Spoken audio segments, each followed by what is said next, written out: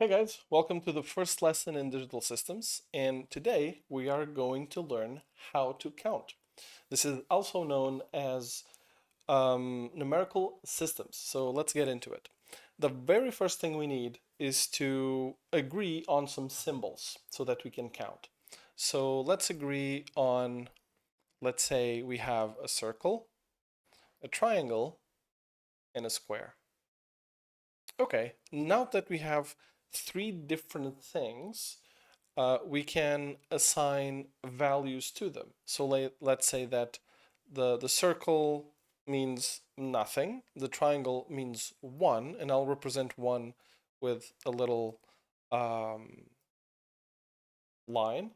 And let's say the square means 2, so I'll represent it with 2 lines. So I'm using lines to be very primitive, to be very abstract, so that you understand how people used to think before we actually had numbers, right? And the way this worked is, okay, when they developed the numerical systems, this is the rationale. Okay, I started with the circle, then if I have one more, so a circle means 0, right? So nothing. If I have the triangle, then I have 1. If I have the square, then I have 2. Okay, but we don't want to only be able to count to 2. We want to be able to count to whatever, right? Whatever number. Infinite numbers, right? So we have two options here. One option is we can just come up with more symbols. And that works up to a certain point, because if you have too many symbols, then you forget their sequence. They are hard to remember. So increasing symbols is okay, but it's not the best solution. So we need some other solution that is more scalable, that can scale to whatever number. Okay.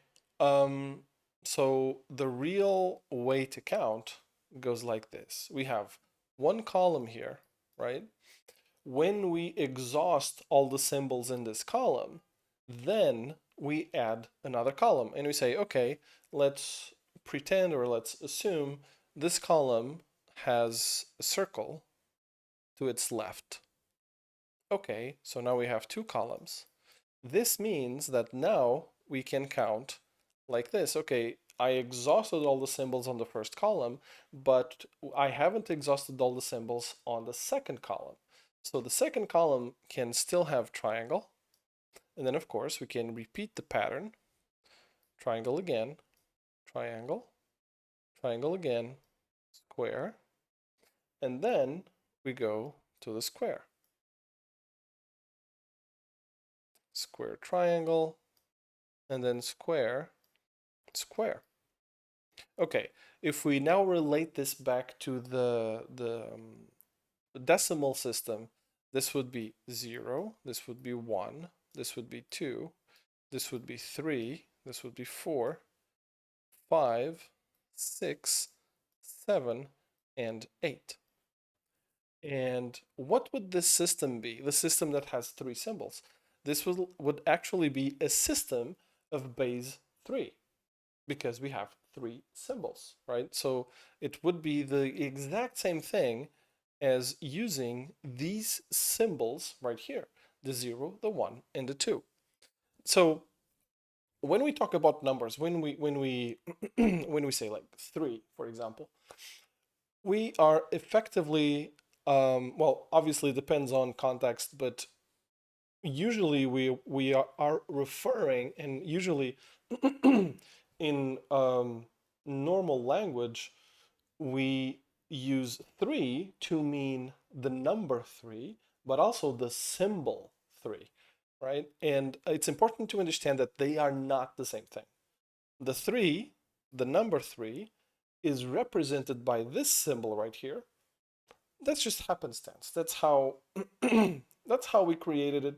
Could be any other symbol. There's nothing special about this symbol um, that makes it relate to the quantity of 3, right? Okay, cool. So we are a lot more used to these symbols right here, right? And then we have one more that we don't have here, which is this right here, and this symbol represents the number 9. And what we're going to do now is we're going to count in multiple bases, right? So this is base 3. This is what we call a base 3. And now let's do this experiment. Let's count in multiple bases, and let's always follow the same rule. Once we exhaust the symbols on a column, just add the first symbol to the next column, and then exhaust the symbols on that column. All right, let's give that a try. Let me create a new... How do I create a new board here? I don't usually use this thing. I'll just delete it. I just erase it. Okay. Let me erase all of this. I promise I'll learn to use this better eventually. All right, so let's use the symbols we usually use. So let's use base 2, right? Let's count with base 2. So how would we count? Well, we start with the symbol 0, and then we use the symbol 1. Okay, we have exhausted all the symbols on a base 2, because base 2 only has 2 symbols, right? What do? We add the first symbol to the left, okay, and then we exhaust all the symbols on that column again, repeating the symbols on the previous column. So now we can do 0, 1, 0, 1, 1. Okay, let's do this again, because now we have exhausted all the symbols on the first column for the 0 and on the first column for the 1. Now let's add the third column, and again we just add the first symbol to the third column, and then essentially we just repeat this again like so. So 0, 0, 0, 1, 1, 0, 1, 1. Okay, and we can do this infinite times, right? We can add as many columns to the left as we want, which means that essentially we do have a scalable system. We only have 2 symbols.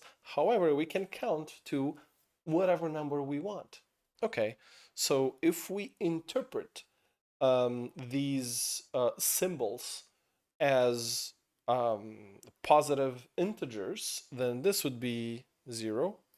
Because 0 is not positive, but you understand what I mean.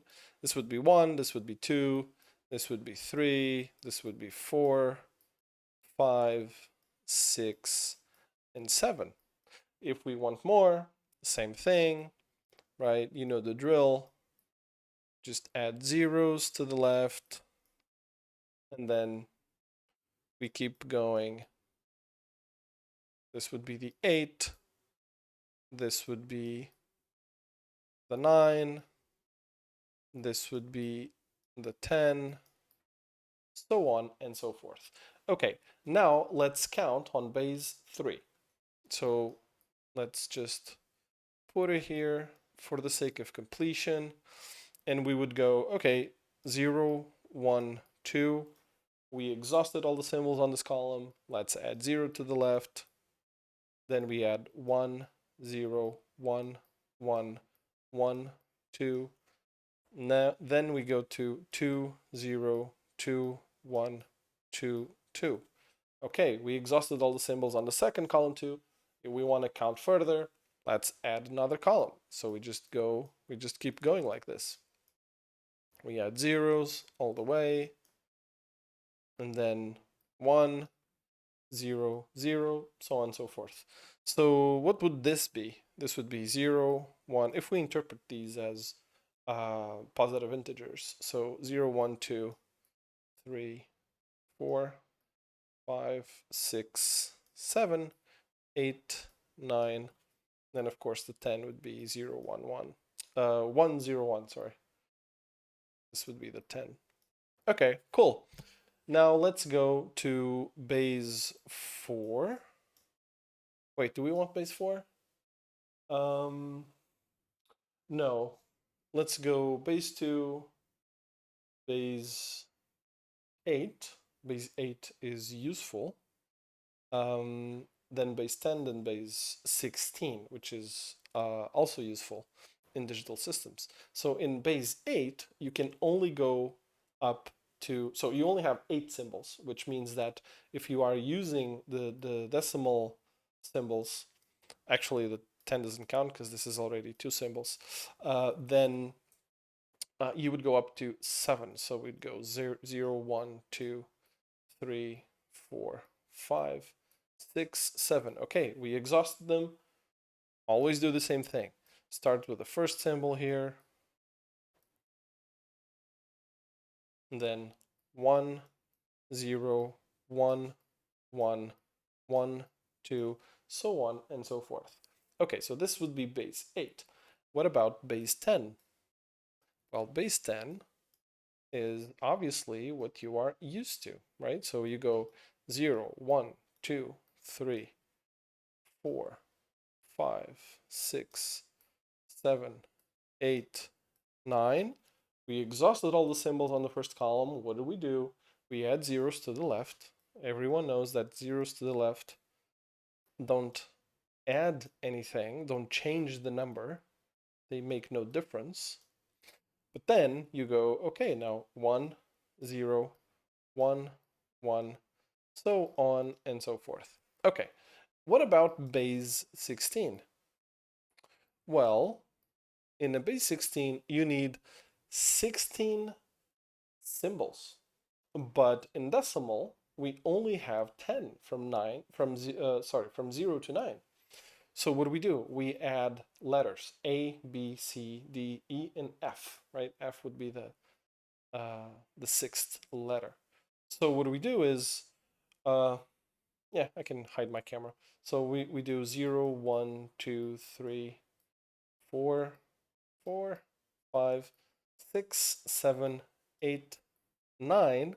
And then instead of going to 10 like we did here, we go A, B, C, D, E, and F. Now we have exhausted all the symbols on this column. Now we start adding new columns. I'm not going to repeat the 0. I'm just going to do 1, 0, 1, 1, 1, 2. Now, if we relate these numbers to their decimal equivalents, this would be 10, 11, 12, 13, 14, 15, 16. Interesting, isn't it? In hexadecimal, meaning base 16, the 10 is actually 16. Then 17, 18, so on and so forth. All right, now you can count, hopefully, with any kind of symbol. You don't necessarily need to use the decimal symbols, right? You can use any symbols you want. You can even communicate with your friends if you're communicating quantities or numbers, like a time, for example. You could communicate these with symbols you come up with, like shapes, right? Like circles and triangles. And if you explain the rules to your friend, you can send the messages that no one will understand, but he will, right? That's pretty interesting. All right, so this is how to count. All right, guys, see you in the next lesson. Bye-bye.